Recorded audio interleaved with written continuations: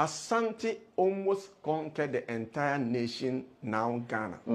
And it extended beyond even then Gold Coast. Okay. To parts of Togo, Burkina and Ivory Coast. All right. So right now, if you see the northern part of this nation, yes, we have the Banda area, we have the Dagomba area, Goja land, and the rest.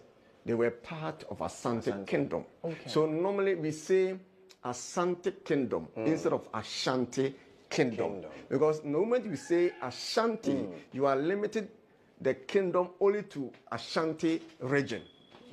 And again, quickly before we go, having the north as part of the, is it Ashanti or Asante? Yeah, Asante. Asante Kingdom. Is that also the reason why, as part of Ohini's accolades, we sometimes refer to him as Seremu Seijata? You are right. You are right. You are right. And like if you look at even the origin of Asante, I personally believe, or I share the school of thought that says that Asante first settled at the northern part of the before moving to the forest zone. Wonderful. So Asante and the northerners, they are, sometimes we call them Intafo. So sometimes we call them Intafo.